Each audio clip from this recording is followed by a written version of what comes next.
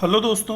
मैं आप सभी लोगों का अपने यूट्यूब चैनल पर स्वागत करता हूं। दोस्तों, रीट धांधली को लेकर के, पेपर आउट को लेकर के एसओजी की प्रेस कॉन्फ्रेंस हुई। एडीजी श्री अशोक राठौड़ ने बैठक की और उन्होंने जो अभी तक अनुसंधान किए उसको लेकर के उन्होंने तथ्य सामने रखे। तो उन्होंने सबसे बड़ी चीज़ तो पेपर किस प्रकार लीक हुआ उसका उन्होंने बताया। तो दोस्तों, मैंने पूरा एक इसका जो भी है, उन्होंने जो भी बोला उसकी मैंने एक पूरी वो बना ली कि पिक्चर पूरी किस तरह ये एक रिलीज़ हुई और उसका रिजल्ट क्या निकला वो आप लोग देख चुके हैं। दोस्तों, इस पिक्चर के अंदर अभी काफ़ी कुछ ट्विस्ट आना बाकी है। तो अभी तो फिलहाल ये थोड़ा बहुत आपका ट्रेलर है। अभी तो पूरी पिक्चर का जो अभी निष्कर्ष है ना, वो तो बाद में निकलेगा जब कट ऑफ आएगी। तो फिलहाल मैं आपको बता देना शुरू करता हूँ कि हुआ क्या एक्चुअली में। दोस्तों, 24 सितंबर को जो ये आपके राम कृपाल मीणा जी हैं, इन्होंने सबसे पहले पेपर को आउट किया। पहले तो ये जान लीजिए करते क्या हैं। ये शिक्षण संस्थान है त्रिवेणी नगर में, वहाँ पर कुछ कार्य करते हैं।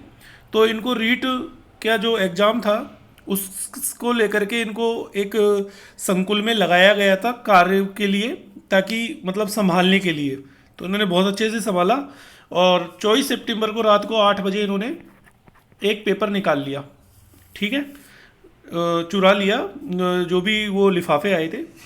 और वहाँ से पेपर चुराने के बाद इन्होंने इन्होंने और उदाराम बिश्नोई जी ने दोनों ने मिल करके 1 करोड़ 22 लाख रुपए इनके पास इकट्ठे हो चुके थे लगभग। तो इतने रुपए होने के बाद इन्होंने इस पेपर को जितने लोगों को पहुंचाना था उतना पहुंचा दिया। ठीक है, इनको जितना भी मतलब इन लोगों को इनसे जुड़े हुए लोग थे उनको पहुंचा दिया। उसके बाद दोस्तों, इसके अंदर उदाराम बिश्नोई के पास जब पेपर आया तो ये दोनों साथियों ने मिलकर के इस पेपर को भजन लाल जी के पास पहुंचाया। और भजन लाल जी के पास जब पेपर आया 25 तारीख को सुबह, जैसा कि पता चला था, आप लोगों को भी पता होगा कि एक दिन पहले भजन लाल के पास पेपर आया था। तो इस तरह भजन लाल के पास पेपर आ गया 25 तारीख को।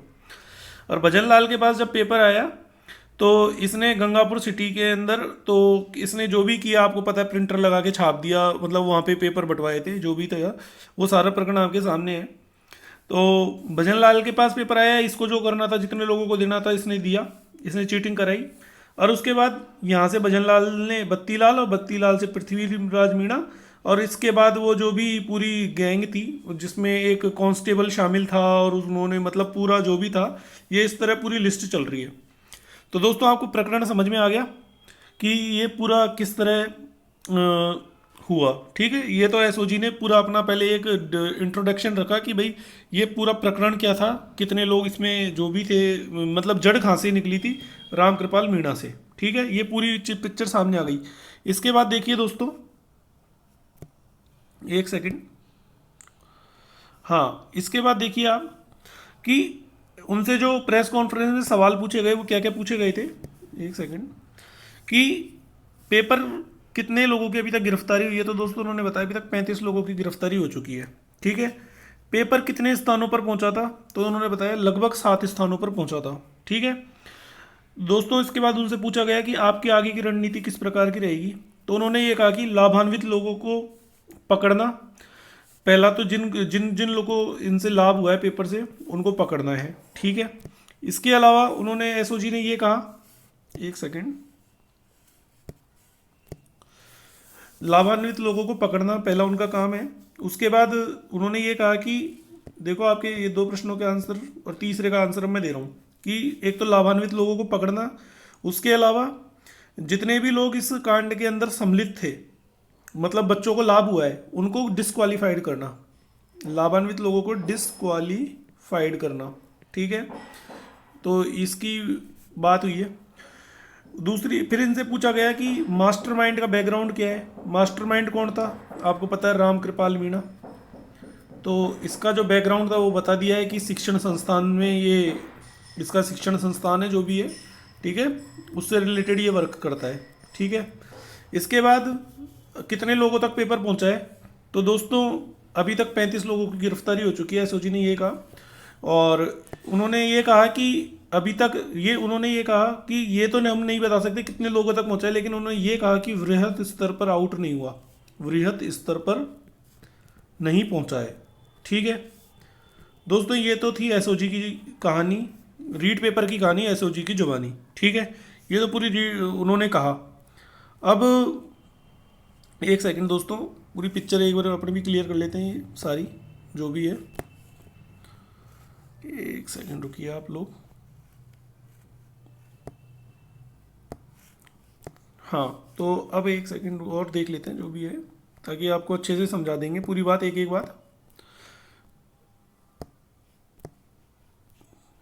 चलिए, हाँ, तो ये वाली बात सामने आई। अब दोस्तों, जो एसओजी ने बताया उसके बाद दोस्तों सबसे ज़्यादा मेन चीज़ है कि 7 स्थानों पर पेपर आउट हुआ है, सॉरी 7 स्थानों पर पेपर पहुंचा है। वो एसओजी ने ये कहा है कि जिनके पास, जिन्होंने पैसे दिए होंगे पेपर, उन्हीं के पास पहुंचा होगा। ऑब्वियसली बात है, मान लो कि मान लीजिए कि 10 लोगों के पास, एजप्शन लीजिए 10 लोगों के पास पेपर पहुंचा। ठीक है, इन 10 मतलब जिन लोगों ने पैसे दिए भजन लाल को और इनको, जिनको भी पैसे दिए होंगे, उन्होंने 10 लोगों को बताया। ठीक है, भजन लाल ने अपने प्रिंटर छपवा करके, वो तो काम कारनामा लगी था। उसके अलावा 7 स्थानों पर जो पहुंचा है वो 10 लोगों तक मान लीजिए। आप सोचिए क्या जो 10 स्थानों पर पेपर पहुंचा, क्या वो केवल 10 लोगों तक ही रहा होगा क्या सीमित? सोचने का विषय तो ये है, जिसका एसओजी ने जवाब दिया कि भाई हम पता करेंगे कि कितने लोगों तक पेपर पहुंचा है। तो ये बात दोस्तों एसओजी ने कही है। तो फिलहाल दोस्तों, जो उन्होंने कहा है उसको लेकर के हमने जो भी जांच थी वो आपको बता दी है।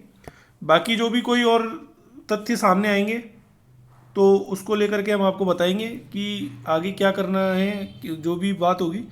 फिलहाल रीट पेपर को लेकर के जो चीज़ थी कि कहाँ से आउट हुआ वो बता दी है। लेकिन दोस्तों इसमें अभी बहुत सारी चीज़ें हैं। अभी ऐसा लगता है इसको देख करके कि इसके अंदर दोस्तों किसी बड़े इंसान का हाथ है।